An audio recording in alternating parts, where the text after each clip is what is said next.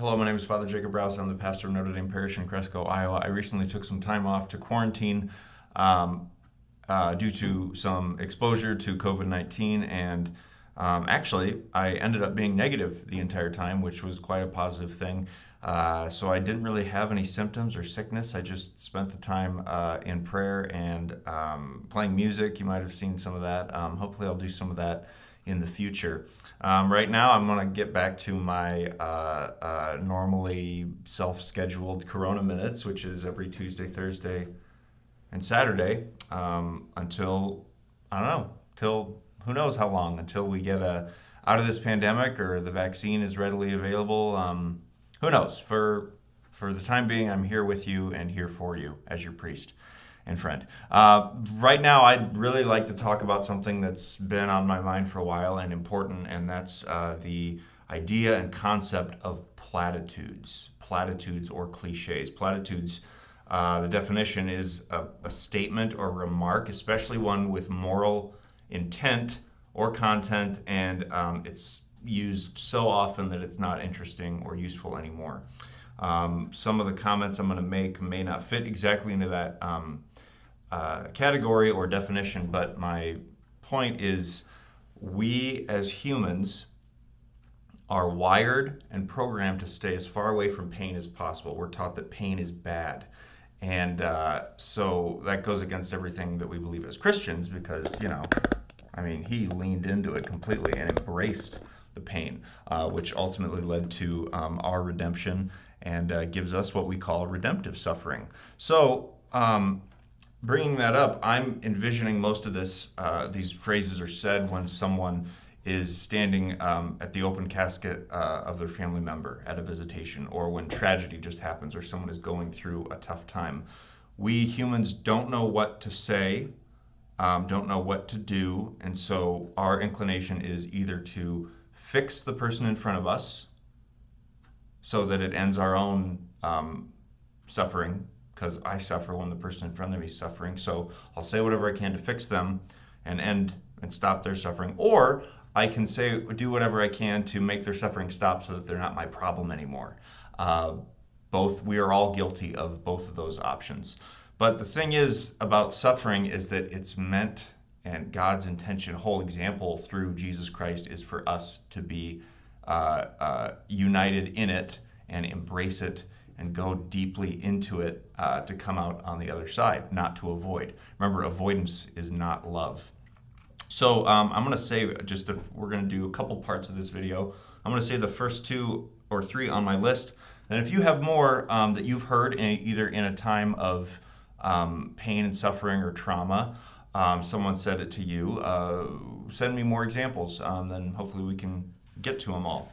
So remember, these phrases, these platitudes, are things that are said to try to fix or try to alleviate, but they're actually more harmful than helpful. And it's not always meant as a place of just trying to get on to the next thing. Sometimes we humans don't know what to do in a time of suffering. So one of the things we like to say is everything happens for a reason. That's the first platitude that I want to bring up. This is an absolute statement, and absolute statements are almost always wrong. So right off the bat, this platitude is based on something that's not true.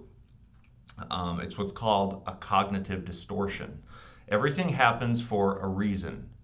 Well, that kind of takes out any play of the greatest gift we have other than Christ, which is free will. Whatever happened to you, your husband was in a car accident, or you have cancer now. Well, it all happens for a reason. That, at face value, is, I think, a destructive phrase and one that's just kind of dismissive. What we can read into that and dig a little deeper, everything happens for a reason. No, it doesn't.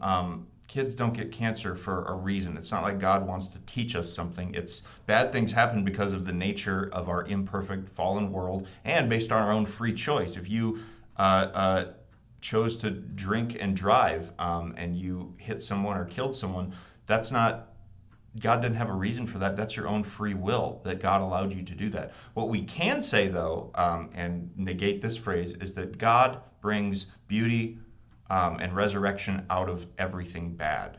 and everything good, actually.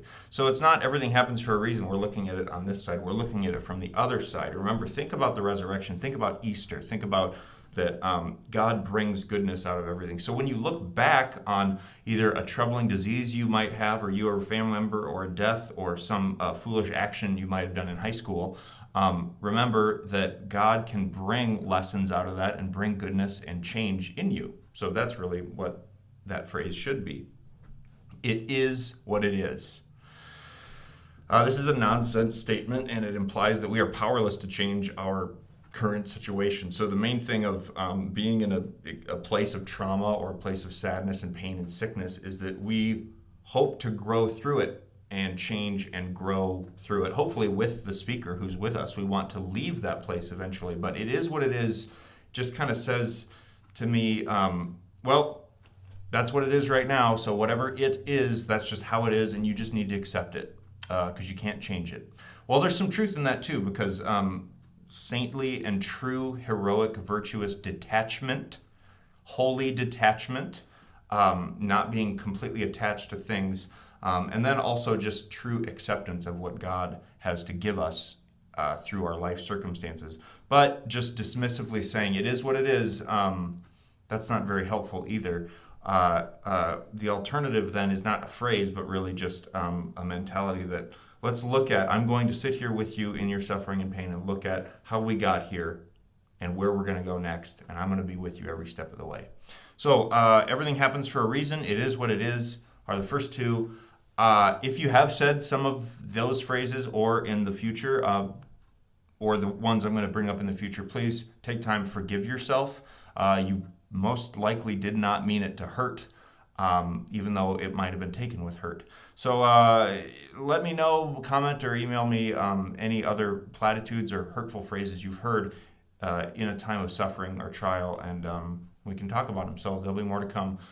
For now, keep looking forward and know that I think we're at the, I don't know, hope is here. We're in ordinary time. It's a time of growing. So continue to do your due diligence and do whatever we can to work together to end this pandemic, and go wash your hands.